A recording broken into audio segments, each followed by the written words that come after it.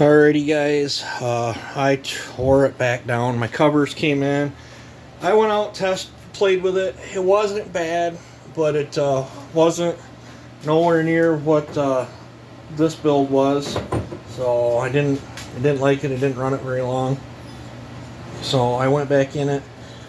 Figured seems how I went 105 on this. And that one was 102, and I was happy with that one. I decided to try 100 now. And I've never done a long in one of these 360 ones, so gave it a long, kept the intake timing the same. I am 77 on the intake, and then I tapered the uppers. I took 5 degrees more out, so we're sitting at 120. Just got 20 degrees of blowdown. I'm going to work on getting this put together and try to get you guys a bench run of it, and hopefully a test cut tomorrow if the weather's nice. I'll bring you back. Alrighty guys, it's all back together. It took about, I don't know, 15 minutes or so. I did widen that port. I did leave quite a bit more meat on each side of the cylinder than I did this one, but I still didn't put that bottom ring in just because I don't want to take a chance of it doing what it did to this one. Which I'll refresh you guys. See over in the corner over here where that ring was falling in and out. I don't want to take a chance because this saw owes me a lot of money. Well, actually, I should say I have a lot of money into it, so it owes me a lot of firewood. So the rings that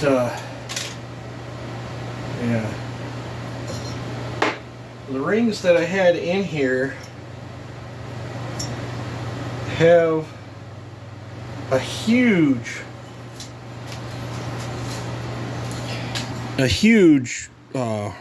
ring gap compared to a set of stockers. Yeah, so I'm not sure what's up with that. So I'm thinking that might have had a little bit more than 7 horse in it if I'd have had a little tighter fitting ring. Now, because I did raise the exhaust to 100 on this, so I was, what was this? I was 25. It's still 25 on the squish because I didn't change anything there. I did put a layer of lube on each side of my used base gasket. If it was seeping there, it's temporary fix. I got a base gasket ordered for it.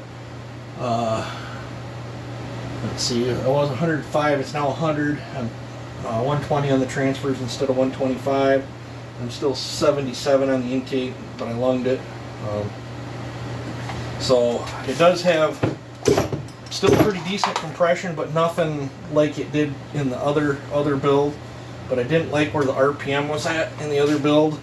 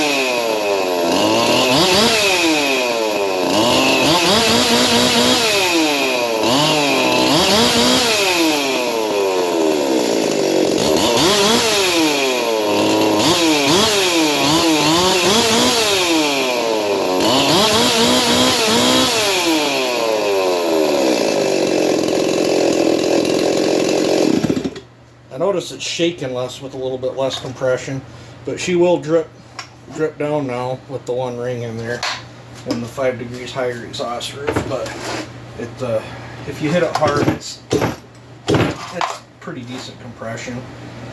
It's probably still well above stock compression. It feels crispier in the hands. I'm jonesing for a test cut. But yeah, there's like, I don't even know what version I want to call it because I've been in this saw so many times. I've had a big bore kit in it. I've had the Chinesium kits in it. Yeah, so I got a big bee flying around in here. Must be a sign of spring, where you don't like the smell of two-stroke. But so there's the, I guess, second bench run on the cylinder. So all right, hopefully I can get you guys a test cut tomorrow.